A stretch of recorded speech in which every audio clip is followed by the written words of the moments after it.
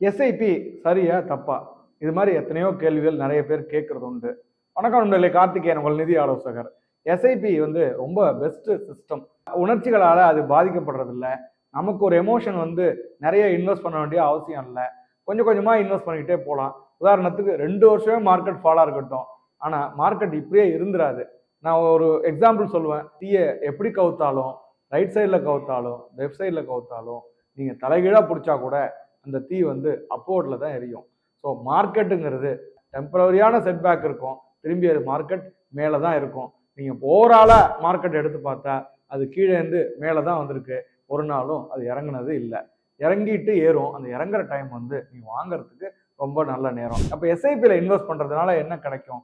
ஒவ்வொரு மாசம் வாங்குறதுனால ஒரு வருஷம் மார்க்கெட் வீக்கா இருந்தா கூட you will get more number of units. அப்ப நீங்க வாங்கும் போது விலை குறைச்சலா இருந்தா நல்லது, விற்கிற அன்னைக்கு விலை ஏறினா போறோம். அப்ப உங்களுடைய முதலீடுகள் உங்களோட தேவைக்கு தகுந்த மாதிரி டிசைட் பண்ணிக்கோங்க.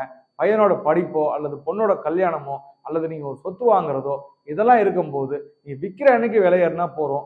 அது மாதிரி விற்கிற அன்னைக்கு விலை ஏற மாதிரி ஒரு லாங் டேர்முக்கு வச்சுக்கோங்க. ஷார்ட் டேர்ம்ல நிறைய முதலீடு பண்ணுங்க. எஸ்ஐபியில தொடர்ந்து இன்வெஸ்ட் பண்ணுங்க. நிறைய லாபம் கிடைக்கும். உங்க வெல்த்தும் கிரியேட் ஆகும்.